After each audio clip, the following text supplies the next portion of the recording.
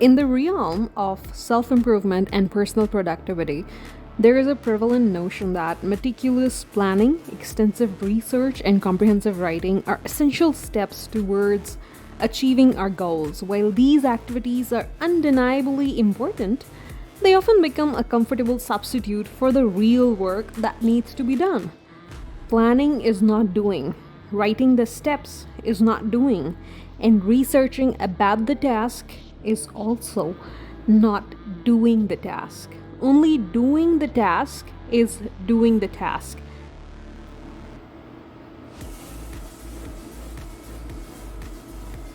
Planning provides a sense of security and control. It allows us to visualize the path ahead, anticipate obstacles, and devise strategies to overcome them. However, the act of planning can easily become a trap. It offers the illusion of productivity while keeping us in a state of inaction. In the book The War of Art by Steven Pressfield, the more scared we are of a work or calling, the more sure we can be that we have to do it. Resistance will tell you anything to keep you from doing your work. It will perjure, fabricate, falsify, seduce, bully, cajole. Resistance is insidious. Resistance is invisible, internal, and insidious. It will reason with you like a lawyer or jam a 9 millimeter in your face like a stick up man. Resistance has no conscience. It will pledge anything to get a deal, then double cross you as soon as your back is turned. Pressfield emphasizes that the fear we feel towards taking action is often a signal or the sign of the task's importance. Yet resistance, manifesting as excessive planning or research, can deceive us into believing we are making progress when we are merely awaiting the real work that needs to be done. The comfort of writing steps. Writing down steps and making detailed plans. Everyone is prone to do that. Can be really helpful tool to organize thoughts and outline a course of action, for sure. However, this too can become a form of procrastination. The act of writing gives a false sense of accomplishment, creating a buffer between us and the task at hand. In the book Getting Things Done by David Allen says, if you don't pay appropriate attention to what has your attention, it will take more of your attention than it deserves. Allen's insight highlights the paradox of over-planning.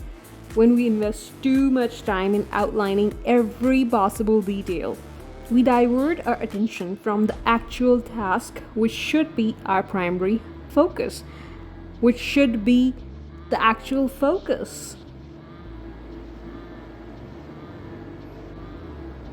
The illusion of research in the information age, access to knowledge is virtually limitless. Research is essential for informed decision making, but it can quickly become an endless pursuit. The more we research, the more we realize how much we don't know, and we just fall into this rabbit hole, which can lead to analysis paralysis.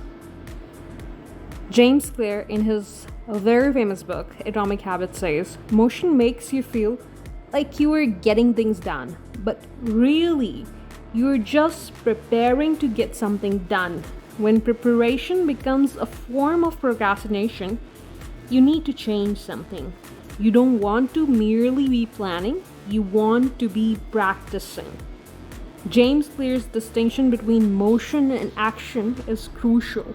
While motion involves activities like planning and research, whereas action is the actual execution of tasks that lead to directly results. To move forward, we must shift from motion to action.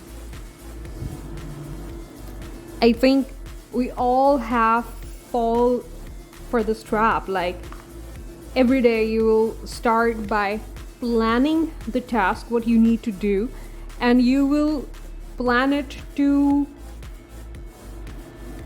much that you would merely have that energy to execute the task the way you are planning it, and you will fall for a very less energy action that will be required to substitute the plan you made for the actual execution. And that just actually is the idea that you're doing something that needed to be done, but actually you are clearly doing the thing that you were not planning to do. You just did it because you had to do it in that very moment. It was, something very necessary to do in the moment, and it was not the very planned execution. Let's talk about the power of action.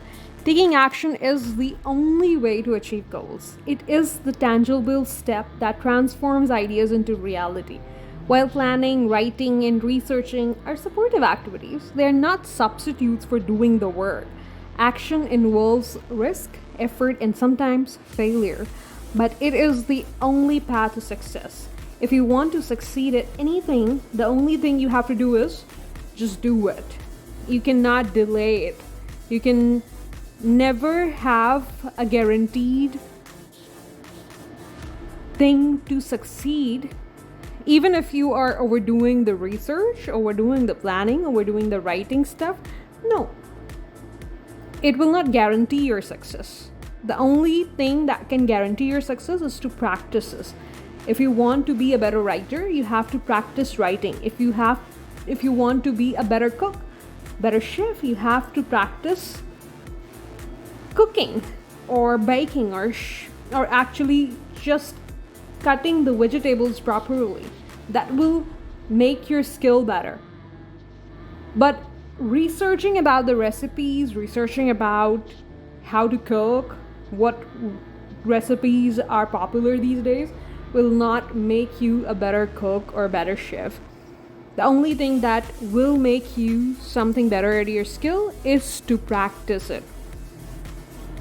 From the book The 7 Habits of Highly Effective People by Stephen Covey, to learn and not to do is really not to learn.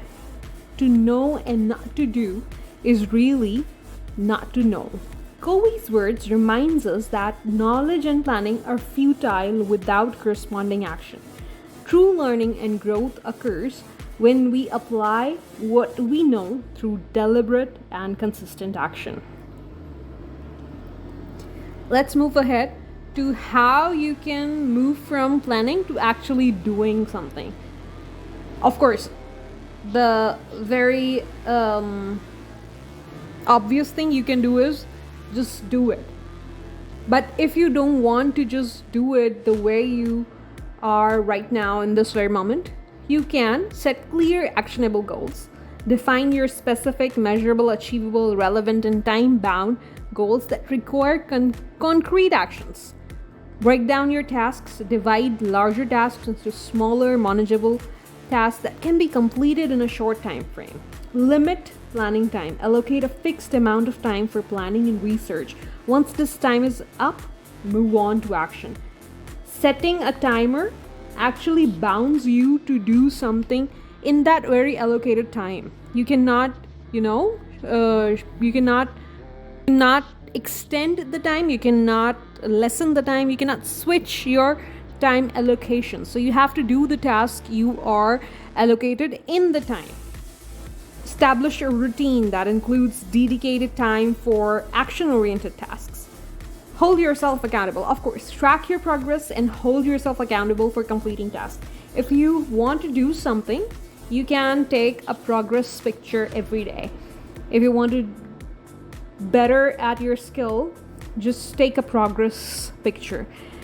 If you want to see yourself improve in any area of your life, like if you want to be better in your physique, take a progress picture.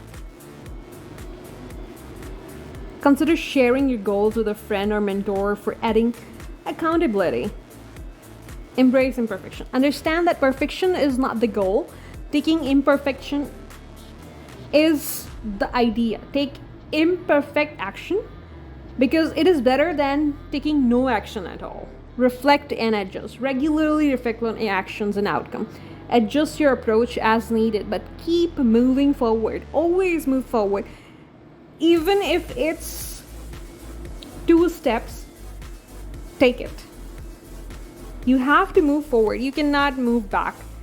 There is no backing down when you are on to doing something. While planning, writing, and researching are valuable activities, they must not overshadow the necessity of taking action. True progress is made through doing by stepping out of the planning phase and learn to the realm of execution. As you embark on your journey towards achieving your goals, remember that only doing the task is doing. Embrace the discomfort of action and let it propel you towards success.